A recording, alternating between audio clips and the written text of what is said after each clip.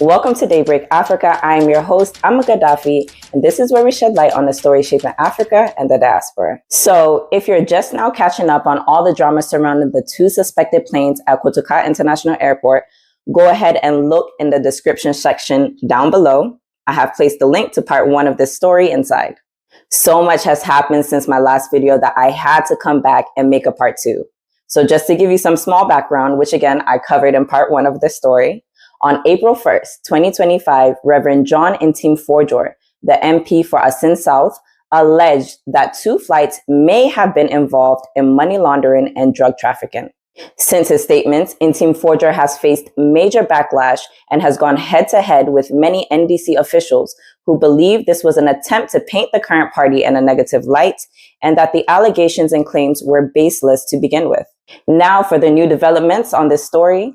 On Wednesday, April 9th, 2025, about 20 operatives from the NIB, armed with AK-47s, attempted to arrest Ntim Forjor at his residence. The attempted arrest was stopped after Minority Leader Alexander Afenyo Markin, along with other senior MPP figures, showed up at the MP's house standing in solidarity and demanding that if any action was to be taken, it had to be done properly through a bench warrant. The MPP has since criticized the NDC government for what it describes as a persecution of MPP members who previously held public office. Speaking during a panel discussion on Channel 1 TV, Edwin Nii Lante Vanderpoy pushed back against the opposition's claims, saying that what he personally experienced under Kufuor was even worse than what's happening now. If you remember, in 2020, Nii Lante Vanderpoy, who was the MP for the Ododo-Dio constituency at the time, was arrested for allegedly shooting a gun. However, he was later released and no official charges were filed against him. For reference, here's the video footage from his arrest back in 2020.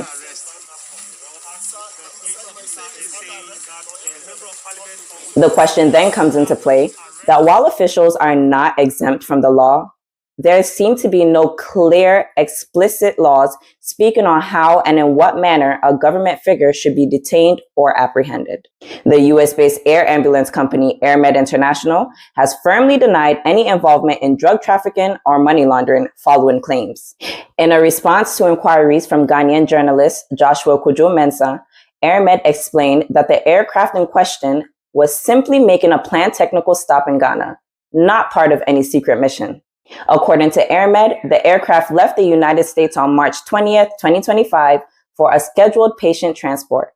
As part of the trip, it made several fuel stops, including one at KIA. However, when the plane landed in Accra, it suffered a mechanical issue, 2 busted tires, and had to stay grounded while waiting for replacement parts and repair teams to arrive.